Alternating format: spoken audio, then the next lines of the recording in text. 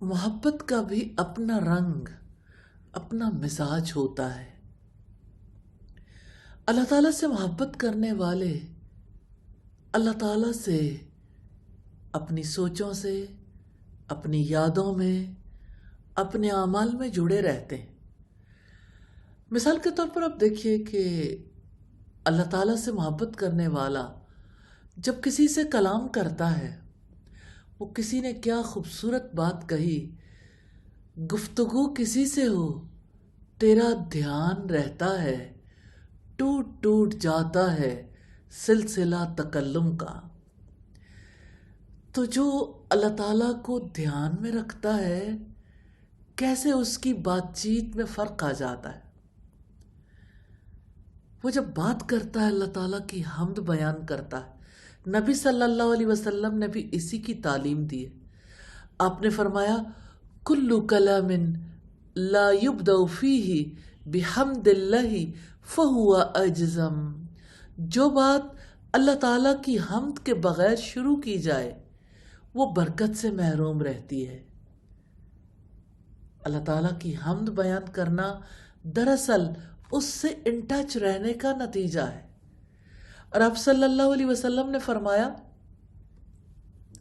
اتقوا النار ولو بشق تمرہ، جہنم سے بچو خواہ آدھی کھجور صدقہ کر کے، فَإِن لَّمْ يَكُنْ فَبِكَلِمَةٍ طَيِّبَةٍ، اگر یہ بھی میسر نہ ہو تو اچھی بات کہہ کر، کیونکہ اچھے کلام سے بھی اچھے اثرات مرتب ہوتے ہیں۔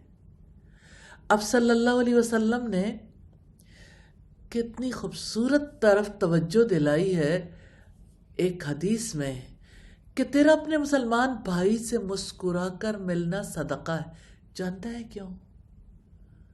اس نے اس کے اسلام کی وجہ سے اسمائل پاس کی ہے کہ وہ بھی ایک اللہ والا ہے، اس کا بھی اللہ تعالیٰ سے ایک تعلق ہے، اور تیرا نیکی کا حکم دینا صدقہ ہے، کیونکہ انسان جب کسی کو نیکی کا حکم دیتا ہے تو دراصل اللہ تعالیٰ کی کال دیتا ہے، اور برائی سے روکنا بھی صدقہ ہے۔ یقیناً اللہ تعالیٰ کے روکنے کی وجہ سے ایک مومن روکتا ہے۔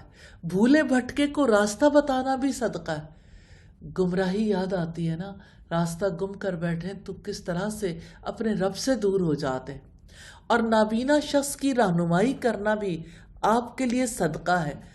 راستے سے پتھر، کانٹا یا ہڈی ہٹانا بھی آپ کے لیے صدقہ ہے، اور اپنے برتن سے بھائی کے برتن میں کچھ ڈال دینا بھی صدقہ ہے۔ سارے کام، ایک ایک کام اللہ تعالیٰ سے محبت کرنے والا کیوں کرتا ہے؟ اس محبت کی وجہ سے، کیونکہ وہ سمجھتا ہے کہ مخلوق اللہ کا کنبہ ہے، لہذا راستے سے پتھر ہٹا کر وہ یوں محسوس کرتا ہے اللہ کے کنبے کے لیے آسانی کی، اور پھر کسی کے برتن میں پانی ڈال دینے سے اس کا دل کیوں خوش ہوتا ہے کہ اللہ تعالیٰ خوش ہے۔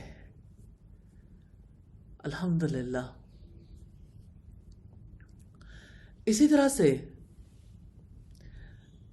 وہ لوگ جو اللہ تعالیٰ سے محبت کرتے ہیں کبھی فخر نہیں کرتے ہیں۔ نبی صلی اللہ علیہ وسلم نے فرمایا دو صفات کی وجہ سے لوگ کفر تک پہنچ سکتے ہیں، نسبوں میں تان و تشنیع اور میت پر نوحہ کرنا۔